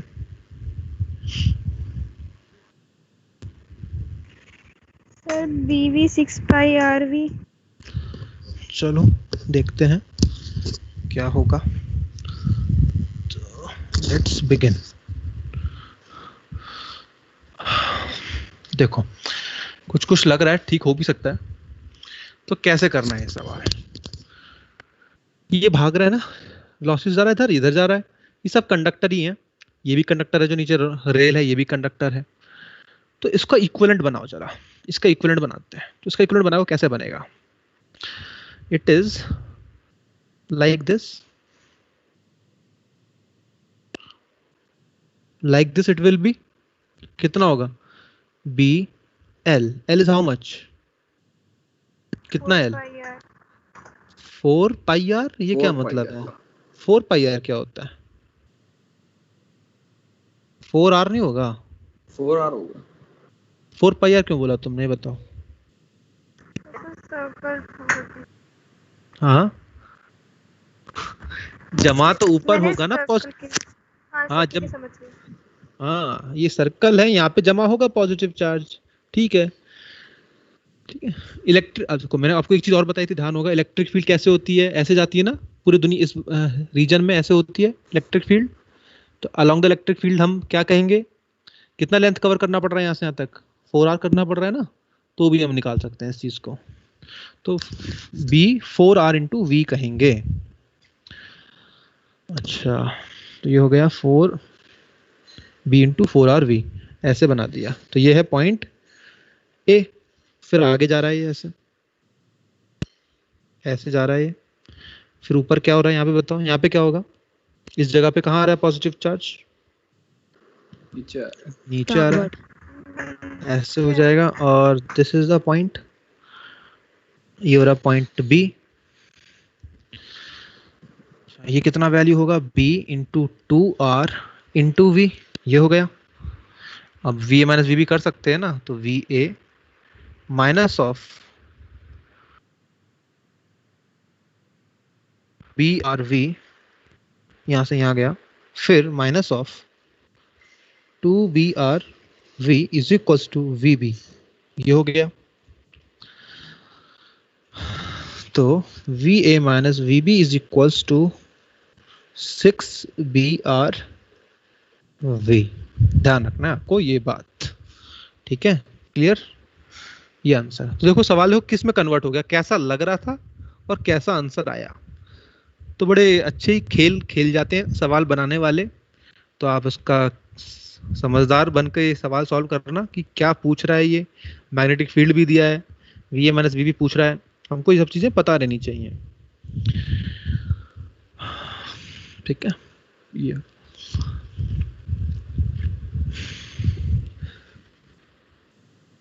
हो गया ये वाला पार्ट। आगे बढ़ते हैं और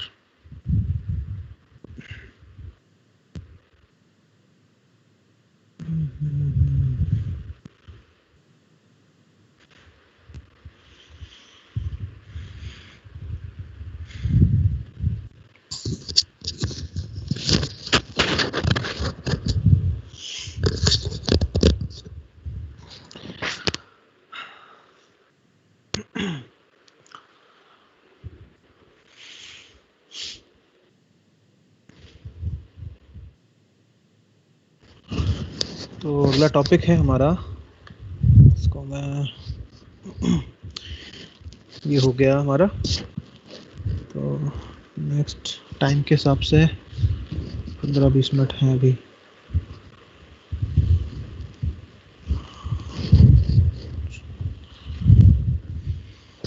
करते हैं इस काम को।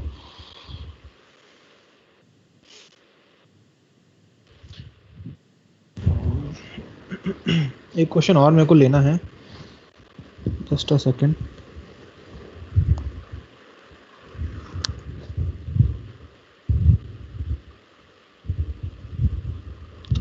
कहाँ गया?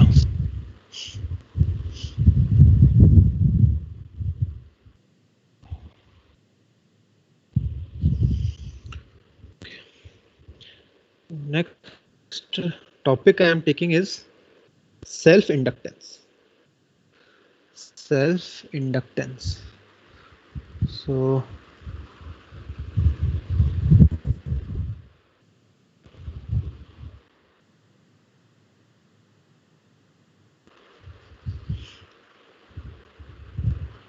self-inductance.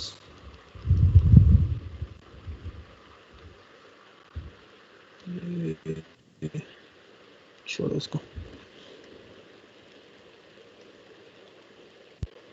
सेल्फ इंडक्टेंस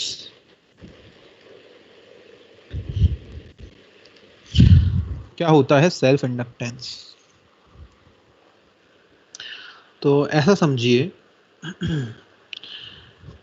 हम ऐसा कहते हैं इसमें करंट इन ए लूप, किसी लूप में करंट चल रही है, current in A loop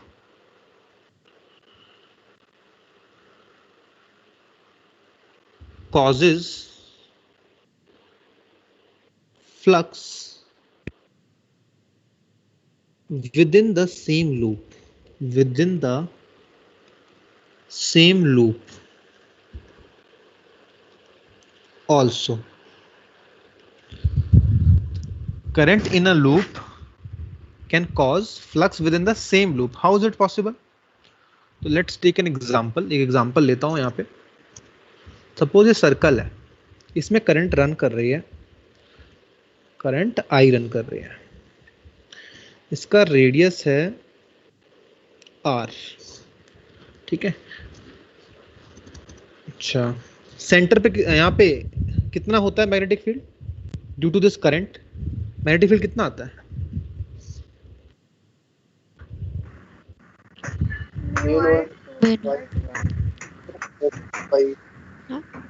to Y bye ये आता है, ठीक है।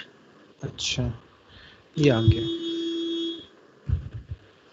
तो ये आ गया मैग्नेटिक फील्ड। और ये मैग्नेटिक फील्ड सब जगह होगा, ऐसा मान लीजिए आप। ये जब सब जगह आएगा ऐसा ही वैल्यू, ज़्यादा फर्क नहीं होगा, ऐसा मान करके हम चल रहे हैं कि ज़्यादा वेरिएशन नहीं आया होगा। अदरवाइज ये तो सेंटर में होता है, ठीक है। तो आप ऐसा मान के चलते हैं ज़्यादा वेरिएशन नहीं आ रहा होता है, फ़र्क होता है लेकिन इतना वेरिएशन नहीं आता है, ठीक है। तो यहाँ पे हमने निकाल लिया मैग्नेटिक फ्लक्स कितना आएगा इसी लूप में।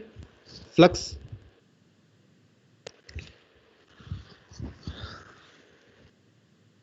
बोलो। BA cos 90 cos 90 क्यों करेगा? जीरो का हो ना? जीरो हो जाएगा सर।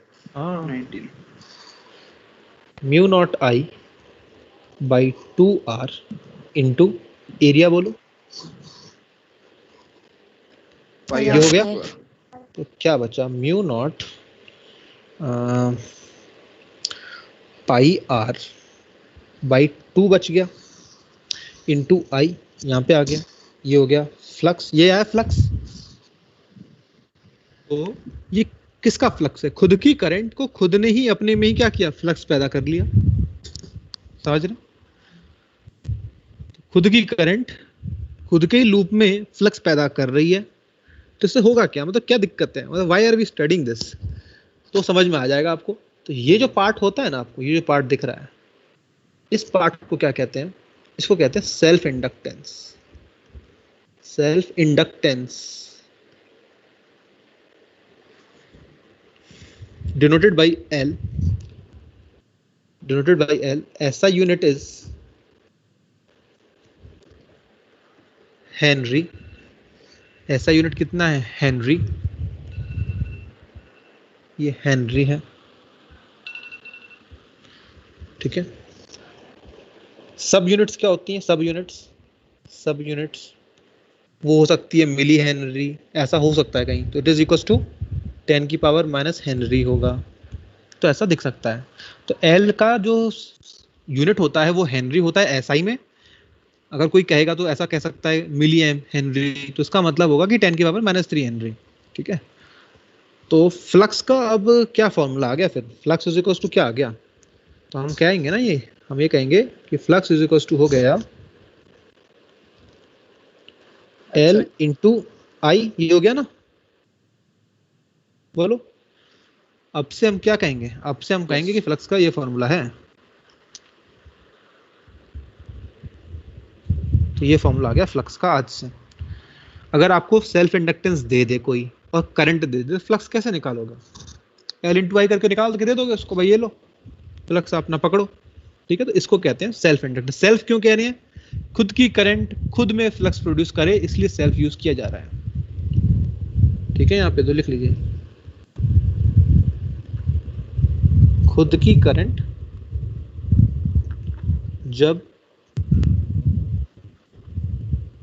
खुद में फ्लक्स प्रोड्यूस करे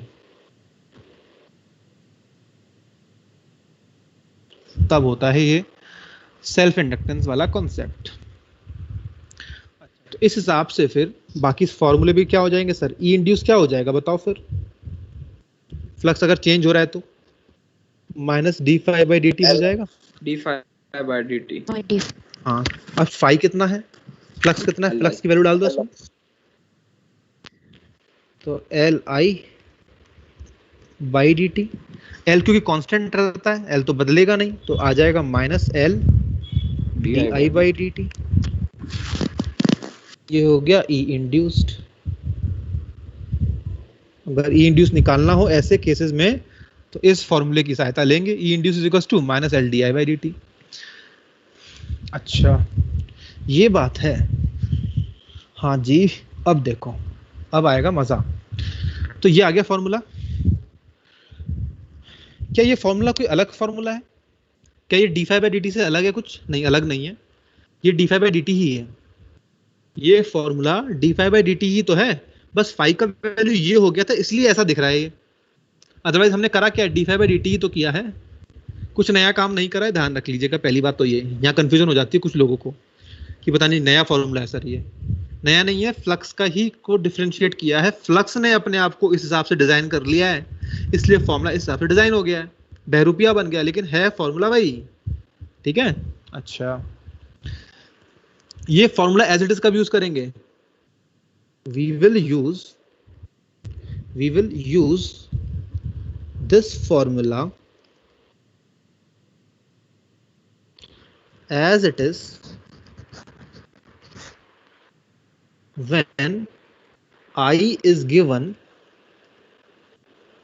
as function of time or graph of I versus t is given, तब हम इस फॉर्मूले का यूज करेंगे। क्या ये बात मैं पहले कर चुका हूं या कोई नई बात कर रहा हूं? बताओ ये वाली चीज, क्या ये चीज आपको बता चुका हूं या ये नई बात की है मैंने इस बार? बताओ। सर शायद हो। कर ये मैं कर चुका हूं ना, ध्यान होगा आप लोगों को। Yes sir. आपको मैंने बताया था माइनस के साथ खेलना इतना आसान नहीं है। कब खेलना है माइनस के साथ? जब इक्वेशन दे रखी हो आई की, तब खेलना है, और फिर या फिर ग्राफ दे रखा हो तब खेलना है, तब आप इसको एज इट इज यूज करेंगे। सवाल है आकाश के मॉड्यूल में, आज टूट पड़ो सभी सवालों पर और कर बैठो जितने भी सवाल हैं, इसकी प्रैक्टिस आज खत्म कर दो। अच्छा, ई इंड्यूस एक तरीके से और भी हो सकता है, नेगेटिव साइन, मतलब डायरेक्शन किससे निकाल लें? डायरेक्शन किससे निकाल लें? लेंस रूल से ले लें। लेंस रूल से। हाँ, और मैग्नीट्यूड इससे चुरा लेते हैं। असेंबल कर रहे हैं formula, magnitude L D I by D T ले लेंगे, चलो जी, बहुत बढ़िया, समझ में आ रहा है। अच्छा, तो ये काम किया जाएगा। एग्जाम्पल लेता हूँ मैं, ठीक है, एग्जाम्पल लेता हूँ, इसके बारे में बताऊंगा, तो इसको स्टार मार्क कर देते हैं। Will talk about this.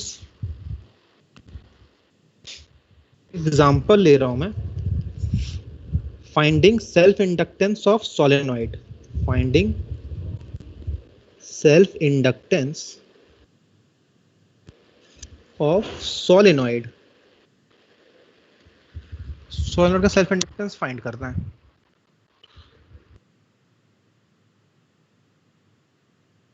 तो ठीक है जी, कैसे होगा? कितना मैग्नेटिक फील्ड आता है, कितने टर्न्स हैं ये? मान लो जी ये है n दिया हुआ है, लेंथ कितनी है? l है, लेंथ दी हुई है l, n दिया हुआ है, n टर्न्स पर मीटर ये दिया हुआ है,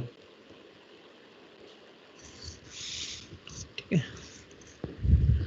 तो फ्लक्स कैसे निकालोगे? टोटल फ्लक्स कितना पास कर रहा है? फ्लक्स फ्रॉम दी सोलेनॉइड, ये बताओ। फ्लक्स सोलेनॉइड में से कितना पास कर रहा है? तो इसके लिए मुझे क्या करना पड़ेगा? देखो b इंटू ए करूंगा तो किससे आएगा फ्लक्स? ये एक लूप से आएगा ना, n इंटू n भी तो करना पड़ेगा, n भी तो करना पड़ेगा टोटल, क्योंकि b इंटू ए क्या है? ये b इंटू ए, तो इससे आएगा फ्लक्स एक लूप से, from one loop. Into n करने से क्या हो जाएगा? टोटल फ्लक्स जो आएगा वो सोलेनॉइड का कहलाएगा ना, बिकॉज सोलेनॉइड क्या है? It's a collection of bangles. ये बैंगल्स का कनेक्शन है, एक बैंगल में से कितना फ्लक्स? b डॉट ए, तो कितने बैंगल्स हैं? n, तो टोटल फ्लक्स जो होगा वो सोलेनॉइड का कहलाएगा, ठीक है। अच्छा, ये कितना होता है? ये होता है mu naught n i into ये कितना होगा? एरिया कितना होगा? पाई आर स्क्वायर होगा, पाई आर स्क्वायर इंटू हो गया n। अच्छा, तो यहाँ पे इसको मैं क्या लिख सकता हूँ? अब इस फॉर्मूले को मैं लिखना चाहूँ तो दो तीन रूप बना सकते हैं इस फॉर्मूले के हम लोग। इसको मैं दो पार्ट में बांट सकता हूँ अब इस फॉर्मूले को ही। या तो मैं इसको कहूँ कि mu naught n by L हो जाएगा ये, into I pi R square into N, और इसको फर्दर अगर मैं देखूँ तो mu naught N square pi R square upon L into I. तो व्हाट इज दिस पार्ट? ये क्या है? L self inductance. Self inductance, यही तो हुई। सेल्फ इंडक्टेंस है ये। अच्छा, समझ लीजिए इस फॉर्मूले को, है ना। देखो एक चीज और क्या कर सकता है वो? ऐसा भी कर सकता है। दूसरा तरीका क्या निकालने का? एल निकालने का। एल निकालने का तरीका है फाई टोटल बाय आई। ऐसे भी निकाल सकते हैं आप। अगर आप सेल्फ इंडक्टेंस पूरे सोलेनॉइड का निकाल रहे हैं तो यहाँ पे फ्लक्स भी किसका होना चाहिए? पूरे सोलेनॉइड का होना चाहिए, टोटल डिवाइड बाई एल। तो ध्यान रख लीजिए यहाँ पे, ऐसा भी कभी कभी करवा सकता है। This is indirect way of calculating the self inductance. आपको ये दे करके भी निकलवा सकता है ये। तो ये हो गया। और यहाँ पे क्या हो जाएगा इस वाले फॉर्म में? अगर मैं इसको चेंज करूँ तो इसको तो मैं n ले लेता हूँ, i ले लेता हूँ, पाई आर स्क्वायर। इसको मैं क्या ले सकता हूँ? n इंटू एल लिख सकता हूँ। तो ये हो जाएगा mu naught n square pi R square, n square pi R square into L, और ये i। तो फिर ये क्या बन गया? ये बन जाएगा हमारा सेल्फ इंडक्टेंस। अब कोई सा भी फॉर्मूला आप सेलेक्ट कर सकते हैं, जो भी मर्जी हो आपकी, कोई सा भी, दोनों में से कोई भी एक याद कर लो। लर्न एनी वन, कोई भी एक याद कर लो, लर्न एनी वन। बाकी आप कैलकुलेट कर सकते हैं इधर से उधर। तो I will go for this, do this, this is one is important. मैं इस पे लगाऊंगा, इसको कर लो। कैसे? इससे आप इसको भी निकाल सकते हैं, इजी है ना। तो इसको क्या लिख लोगे आप? इसको लिख लोगे n इंटू एल, है ना, n इंटू एल लिख लोगे तो काम बन जाएगा यहाँ पर, ठीक है। तो ध्यान रखिएगा, इस पे अच्छे सवाल आते हैं, वो मैं कराऊंगा आपको। इस पे काफी अच्छे से सवाल देखे गए हैं। We will do this. हो गया, ठीक है, तो अभी मैं फिलहाल इतने ही पे छोड़ देता हूँ, ज़्यादा आगे नहीं जा रहा हूँ, यहीं पर मैं इसको अभी रिलीज कर देता हूँ, अभी आगे नहीं बढ़ते हम, फिर और लंबा टाइम चाहिए मेरे को अच्छे से एक्सप्लेन करने के लिए। तो I am leaving over here only, ठीक है, तो बस ठीक है।